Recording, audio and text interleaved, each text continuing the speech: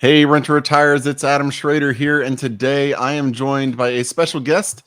It is John Schaub. He is the editor of the Strategies and Solutions newsletter for investors in single-family houses and notes, as well as the best-selling author of the book, Building Wealth One House at a Time.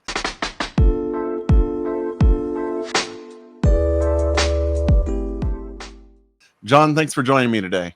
My pleasure, Adam. Good to be here. Yeah, it's great to have you. I want to start off, let's just go back to the beginning and tell us a little bit about how you got started in the real estate industry. Well, it's kind of a long story, but if you've got the time, as a kid, I had a lot of different jobs. Everybody does, I guess. I delivered papers and cut grass, and I started working in restaurants. And while I was in college, I took a bunch of courses, and I answered an ad to manage a little apartment building, a little 5-unit apartment building in Gainesville, Florida. And so I went over there and I mowed the grass and painted it and rented it up to some students. And one day a guy came along and wanted to buy it. So I called the owner and said, "You want to sell?" And he said, "Sure." So I got paid a commission for doing what I thought wasn't much work. And I got paid $5,000. And that was more than all my buddies were making that are graduating from law school and getting their first year's job. I made a whole year in like one day. I said, it's got some potential. So long story short, I got my broker's license. I had an office for a while, but I started buying properties back in the early 70s, and I still have most everything I bought. And I learned that I like being a landlord. I like buying property better than I like selling it. I put my license inactive, but I enjoy the business. Been doing the same thing in the same town for a very long time now, and it's been very good to me.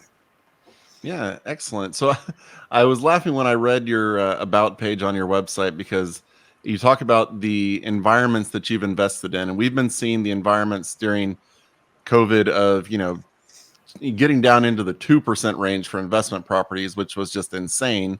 And then we went into the 3s. Oh my gosh. And then we're back in the 4s. Oh my gosh. And maybe even up to 5. And I'm reading here, you're talking about you've invested through interest rates in the 6 to 16%. During your time. So can you give people a little bit of kind of perspective, I guess, as to why the whole interest rate rise is not the end of the world? Oh, it's not. It's just part of the world, Yeah, the year I bought the most houses, I bought 16 houses in 1981, and interest rates were 14%. And most of the houses I bought, a lot of them had 14% interest rate loans on them. But the banks weren't getting paid, so they were happy to let me just take over those loans. And I was able to eventually bring partners in and refinance them and get rid of most of the 14% stuff. But we still have those properties. They were good properties. They were at wholesale prices. I'm the cheerleader for higher interest rates. I mean, if rates go to 10% tomorrow, I'm a happy camper because I know that'll cause a lot of people to panic and they won't be able to figure out how to buy. And there'll be a lot more opportunity. Right now things are selling for pretty much retail prices across the world. And because rates are so low and people are looking for some place to put cash that earns more than 1 or 2%, so they're buying real estate that makes them 3 or 4 or 5%. I like bigger numbers than that. I like higher numbers. So I'm looking for more interest rates. But, interest rates, if you go back and look charts, and you can pull charts up, a good source of charts is the Federal Reserve Bank of St. Louis, call it FRED. Yep. And you can look at interest rates, and you can look at house prices for the last 50 years, and you will see that when rates go up, house prices go up too. They don't stop going up. So some people think if interest rates doubled, house prices will drop in half, and they're just wrong. What causes interest rates to go up is inflation. I'm a lender. And if I lend you some money today and think I'm going to get it back 2 years from now, and it's going to be worth less money, I'm going to raise my rate. And that's exactly what's going on right now. Is people around the world are looking for a little higher rates because we have inflation. Yeah. So whenever it comes to the market, I mean, we've seen, and well, actually, we'll just go back to the interest rates. I always tell people rates aren't really that important because really all the rate does is change your payment.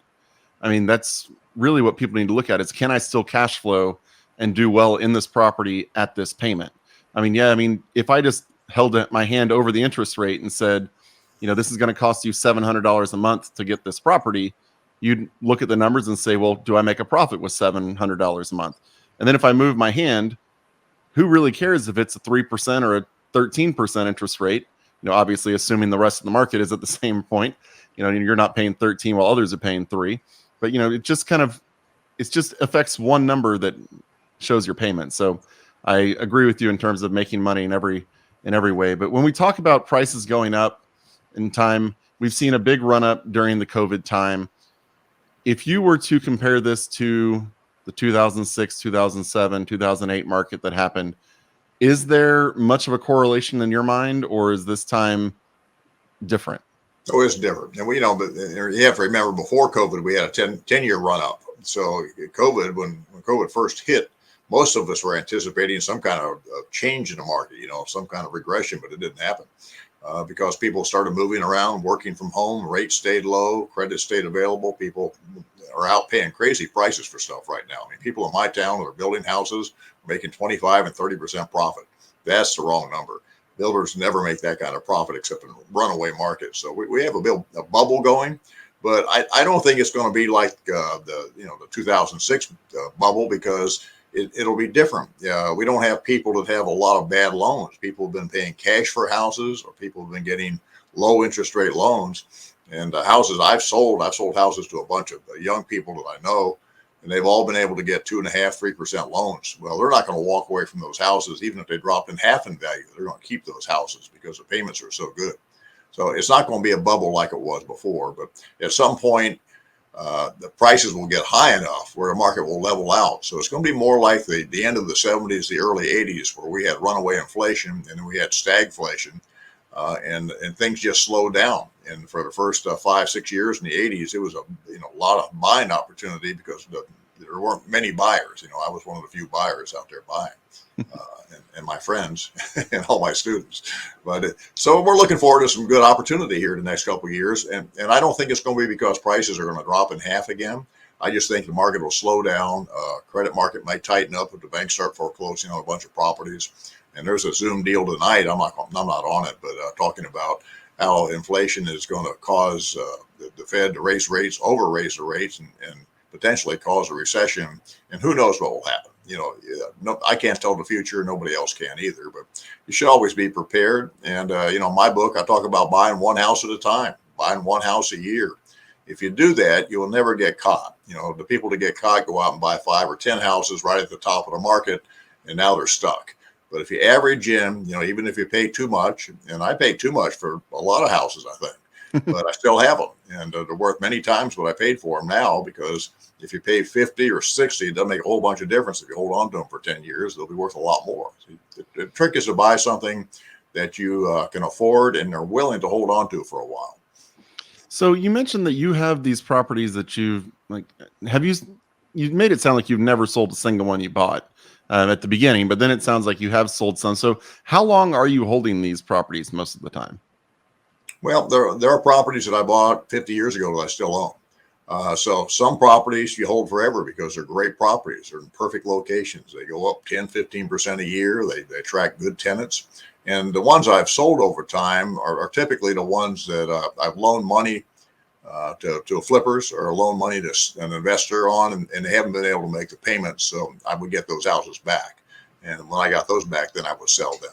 But we have taken our portfolio down from I won't give you real numbers, but we used to have a lot of houses, and now we have about a third as many as we used to, because we've sold some and we've done 1031 exchanges into better properties. And my goal is to have fewer properties, fewer moving parts, and the same cash flow and the same net worth with fewer of them. So that's just a bit of a challenge, but it's very doable. Most people don't need to own 50 or 100 houses. Most people will be really well off with 5 or 10 houses that are paid for in good neighborhoods that kicked out cash flow, because an extra $10,000 a month is probably all most people need.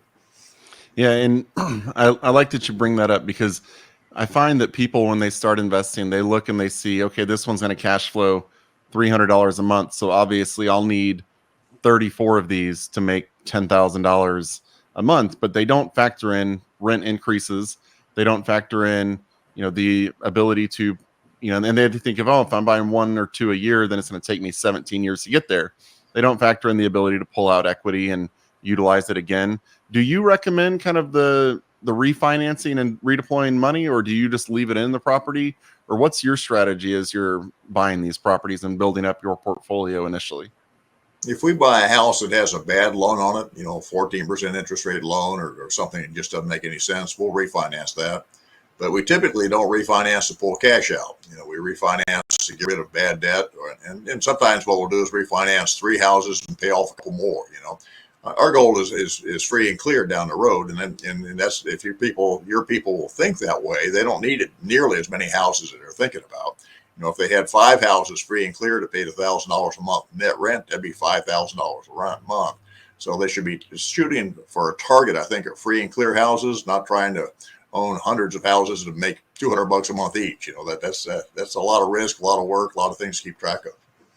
Yeah. So when it comes to that, with free and clear, you have a lot of equity sitting in the properties with you not really touching it. Why do you recommend, why in your mind is that a good thing to have instead of being leveraged and utilizing your money elsewhere? Is it just strictly ease of use and having the lower number of properties, or kind of reducing your debts, or kind of what's your reasoning behind the free and clear? Well, you don't have to have all your properties free and clear, but it's good to have some of them free and clear. So if you wanted let's say you wanted a $10 million portfolio and you wanted $5 million worth of debt, ideally you'd have $5 million worth of debt on half the portfolio, and the other half would be free and clear. The free and clear houses give you a lot of cash flow. As long as you have a loan payment, it sucks up quite a bit of your cash flow. Even if you start off the day with a $250,000 loan with say a $1,500 a month payment, you have that $1,500 a month payment till you make the last one. So if you can pay off that loan maybe 10 years into it, you can have that house free and clear. Your rents might be $3,000 a month 10 years from now. And now you've got $3,000 a month cash flow off of that free and clear house, which you can use to buy some other leveraged house.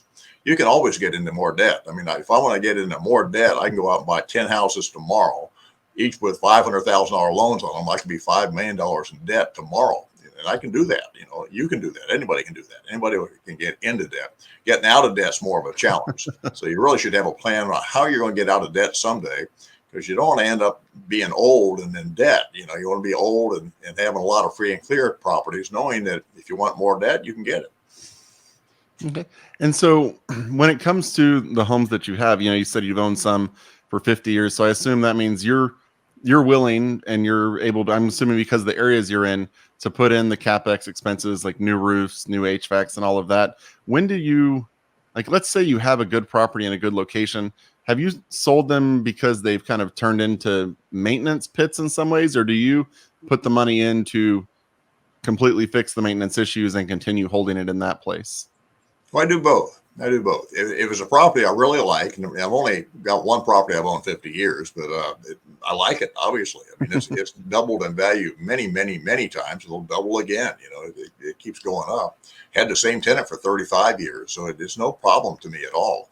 It just kind of takes care of itself. But it has the original carpet that we put in 50 years ago. And wow. And there's not much left of it. And the people living in there love the place, and they'll never move out. I'll have to force them to move if I ever sell it. And but it has had a new roof. It has had new air conditioning. It has had some plumbing repairs and electrical repairs. But it's been free and clear for 30 years, so it cranks out a whole bunch of cash. And so I spend one month's cash on repairs every year. That leaves me 11 months left over for me. I don't have a number. There's no rule of thumb, I think, that makes any kind of sense. It's very personal. How much property do you want to own? How much cash flow do you need? I have cash flow from other sources, not just real estate. So it depends on if you're working. If you're already working, you really don't need more cash flow. What you need your equity to grow. You want to build up an estate of $5 or $10 million. So someday you can cash it in, either sell them or pay off some of them and rent the rest. Yeah, you mentioned earlier, you're talking about the people that you worked with who were buying homes with 2%, 3% rates and those things. In my opinion, that's going to lead us to, we have a housing shortage now, and it's going to lead us to an even bigger housing shortage because people aren't going to want to be giving up their loans at the, in 6-7 years, whenever most people, tend to move out of their homes. Do you see that having an impact on future inventory in the U.S., or do you think it's not that big of a concern? Well, I don't see how somebody moving out of one house and into another house changes the housing situation at all. They still live in a house, right? 10 years ago, people were doing all these statistics and well, all these people are going to die off and there'll be a lot of empty houses and the kids won't buy any houses. So we'll have this glut of empty houses. That was just 10 years ago. They were wrong. Nobody's moving out of their houses. All the old folks are going to stay right where they are until they die. I've got a friend who's 96 still lives in her own house. She's not moving anywhere. I know somebody else is 100 and just bought a new house with a 30-year loan. So people are living longer. They're staying in those houses. And then, part of the argument was the millennials weren't going to buy. They were wrong about that too. Every house I've helped buy has been to some kid, 25 to 35 years old. And I have 3 kids, all in that general age range. They've all bought houses, and all their friends have bought houses. So people are buying things. And reason we have a shortage is we've been about $5 million houses short on the building side for years. We just haven't been able to catch up. And part of the reason is government. I was a builder and a developer early on. I did some of that. And I used to be able to put a subdivision together and start building houses in less than a year.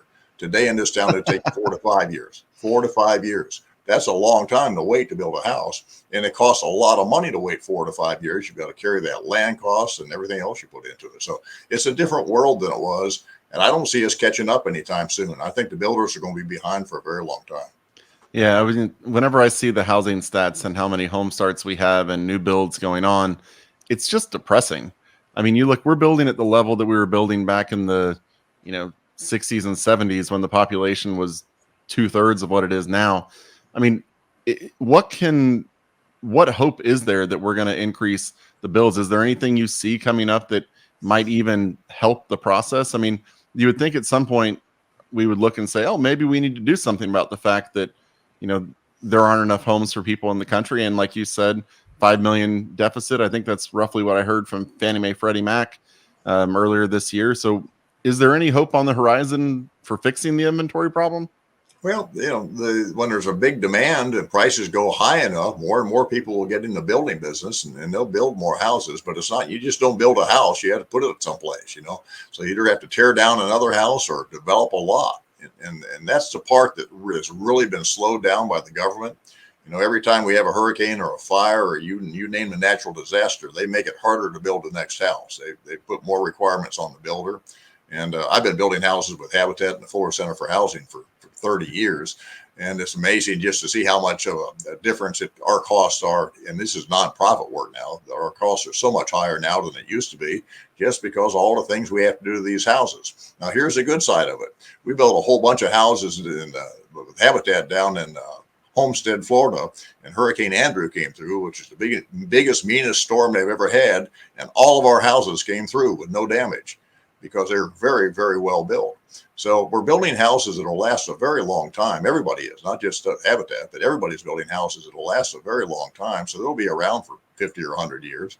So that there'll be some changes probably in the population at some point. I'm not hoping for anything bad to happen, but if we have fewer people moving into the country or just fewer people in general, or people start living together, that'll make a difference. But I don't see it changing. I don't see the $5 million house number moving dramatically because they haven't been able to move it. I mean, they've been working on moving it for years.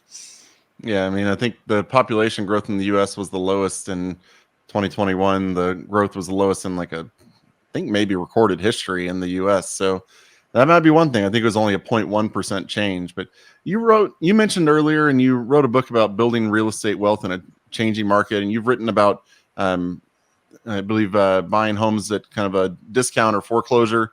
Do you think, is the foreclosure market a good place to be still in today's market, like you were saying, where people are paying retail for the most part?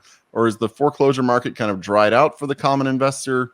Or what is that market like for investors today? Is it still a good play?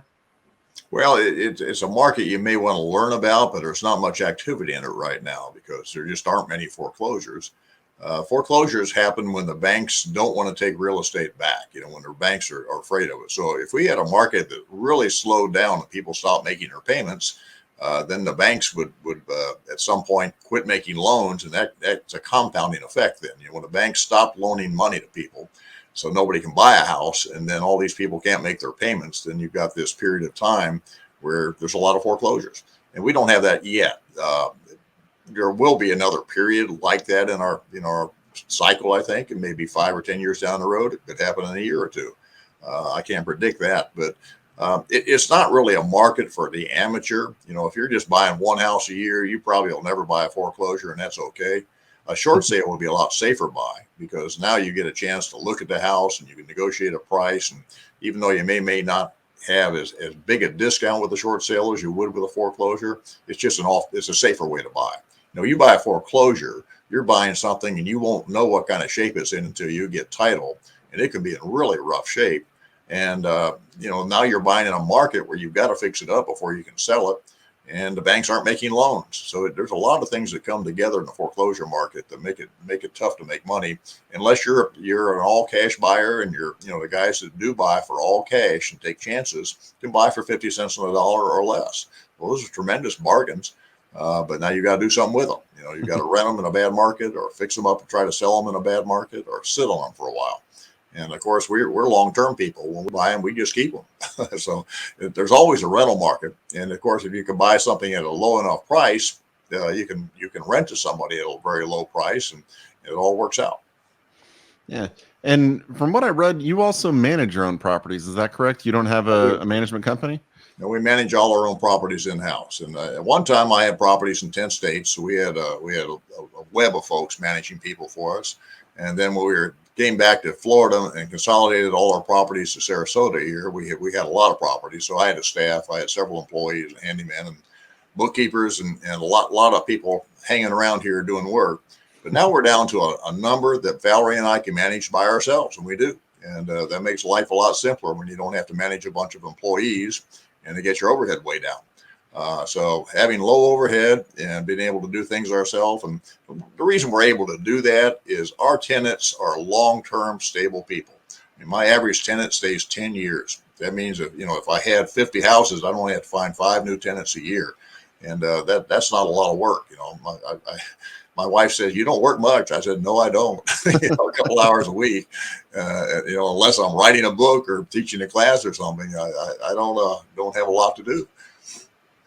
So what are some of the management tips you can give people? I mean, not even necessarily if they're, wanting to self-manage, but if they have a property manager that they're dealing with, kind of what are some of the things that you found in the management world you really need to pay attention to and are most important? Well, the problem I had with property managers is, and I had a bunch of them, they, first of all, it wasn't their money. So even if you're paying, and people make this mistake, they say, "Well, I got a property manager that works for 5%. That's cheap." I said, "Well, it's not just the 5% that you have to think about. It's how good are they? How long does that house sit empty when it goes empty? How much money do they spend fixing it up between tenants?" So you want to look at your net, not your gross income. And people get excited about gross income, but it's only the net income that you get to keep. So that's after you make repairs. And if you have a tenant that moves in and out once a year or once every 2 years even, it's costing you a lot of money, because there's always something you have to do to a property when somebody moves out. So by keeping tenants longer term, you become much more efficient. So the short answer is to encourage your managers to select tenants that have long-term potential, not somebody that'll pay more rent that's only going to stay 6 months or a year. And the whole business of short-term rentals is interesting. I mean, the gross income is much higher, but like the vacation rental business. But somebody has to manage that. Somebody has to change the sheets every week and fix things that break. And plus, somebody has to be on call 24/7, because if somebody's paying you a lot of money to rent your house and it doesn't work, they're going to call somebody. So I'm at the opposite end of the spectrum of the VRBO people. My people stay a long time. I delegate to my tenants to do a lot of the maintenance themselves, or I give them a list of people to call. So they rarely call me unless it's a significant event. If the house catches on fire, I'll get a call. But if you call my number, it says if it's an emergency, call 911, just like the doctors do. They don't want to talk to you during an emergency. You're supposed to call the ambulance. So if your house is on fire, don't call me, call the fire department. I don't do fires. We'll get there a couple of days later and see what it looks like. But so if you can get yourself out of the emergency business, and if you can delegate that to a manager who's willing to take care of that and get you long-term tenants, The way I would measure the effectiveness of my management, I think, is how long their average tenant stay. So if people are moving in and out every year or less than a year, they're not doing a good job. You need somebody who has an average tenant stay at least 2 or 3 years. Yeah. So when you talk about finding long-term tenants, what was the kind of the criteria that you like to use to make sure that you're keeping the tenant, that you're actually getting people who are likely to stay for 5, 6, 10 years? And kind of what has been your, because I mean, like you were saying, I mean, you can't build wealth very much if you're spending all your money on tenant turns. So how do you build wealth by making sure your tenants stay? What are some of your criteria? Well, I go into detail on this in the book, Building Wealth One House at a Time. But the simple answer is you just ask them. Before you rent a house to somebody, you say, "How long do you think you'll stay?" Or what are your plans? Are you going to buy a house? What you're going to move, or is this a short-term job? You just talk to people about things that are very common sense, everyday issues that that they have to deal with. And so you look. I won't give you a percentage. I don't know the percentage, but I rent most of my houses off of a sign in front of the house instead of running ads and then having internet presence, because I want somebody to drive by that house and be in that neighborhood and want to live in that neighborhood. And that step, I think, gets me longer term people. It takes me a little longer to rent a house, and I'm a little pickier about who I rent to than most people are. But if somebody sees that sign, they see the house, they know the street, they know the neighborhood now, and that they have a reason to live in that neighborhood, like they have a family member. If somebody, I rented a house to a family with 3 young kids, and I asked them why they wanted to rent it. They said, "Because my mom lives right around the corner." Well, that's a slam dunk.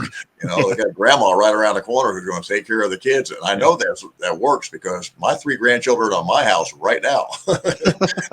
This is a real world deal.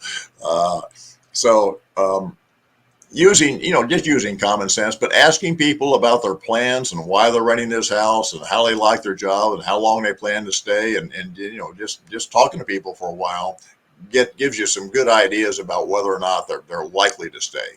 A lot of people who I rent to will eventually buy a house, I think.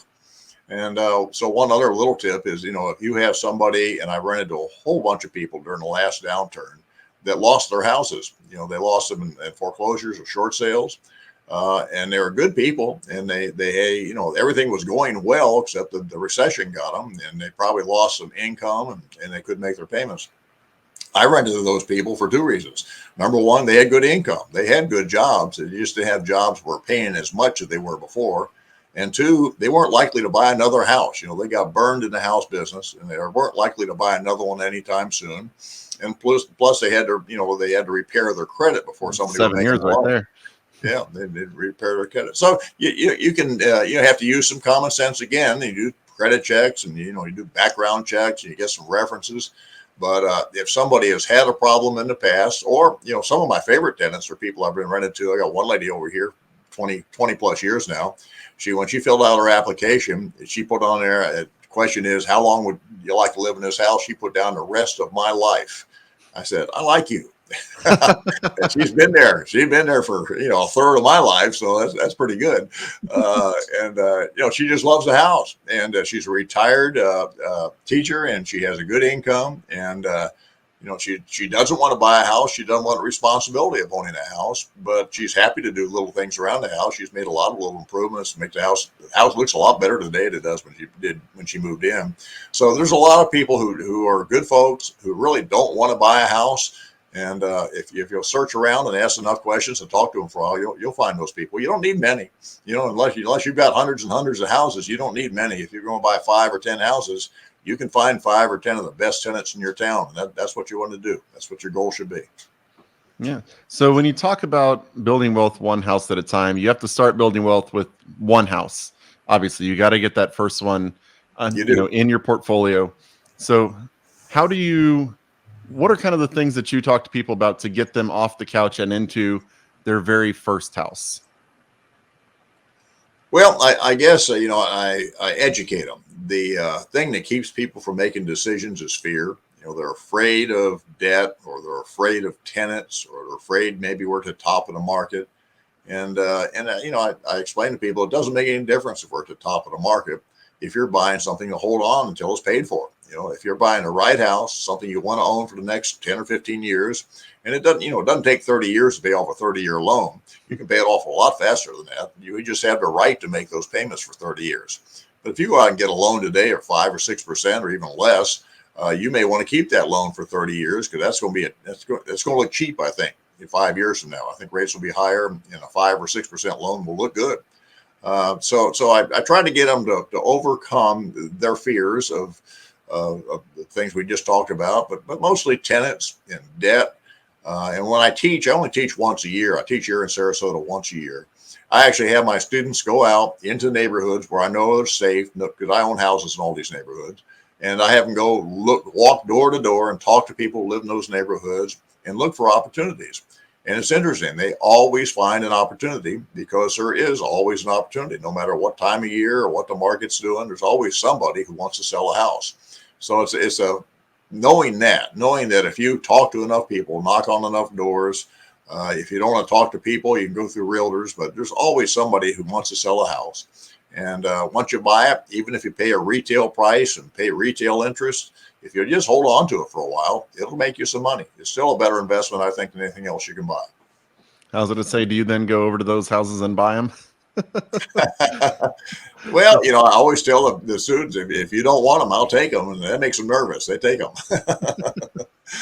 All right. Well, John, are there any final thoughts you want to leave with our listeners before we wrap it up here?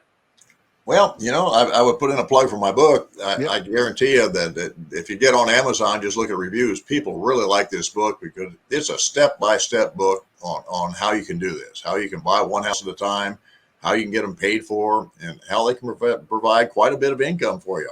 It's not important that they go up as much as the income is solid, and it will go up. Rents go up about the same way the prices do. And in this town, they're going up on average about 5% for the last 50 years. And I expect that to continue. So, if you're buying in an area where people are moving into, that's helpful, because prices will probably go up more in towns that are growing than they will where towns aren't growing. But even in the towns that towns go through cycles too. I've got friends, I'm not going to mention the towns, but from towns that really went down, but now they're coming back. And, so, no matter where you're buying, a little local knowledge is good. I wouldn't go buy someplace that I'd never been or never saw. So you need to come to Florida. It's because local information is important. And the more information you have about what you're buying is important to you, because at some point somebody's going to come along and want to buy your house, and you need to know what it's worth. You need to be able to make that decision so you don't sell at the wrong price. All right. Well, John Schaub, editor of the Strategies and Solutions newsletter and author of the best-selling book, Building Wealth One House at a Time. You can check him out at johnschaub.com. That's JOHNSCHAUB.com. John, we really appreciate you spending your time with us here today. Thank you so much. To all of our listeners, please go to your podcast platform and leave us a review at the Rent to Retirement Show. Really appreciate you taking the time to educate yourself with us here today. You can check us out at renttoretirement.com, and we'll see you on the next episode. Thanks, Adam. Thanks for watching the Rent to Retirement YouTube channel. Check out some of our other videos, like this one, or this one here.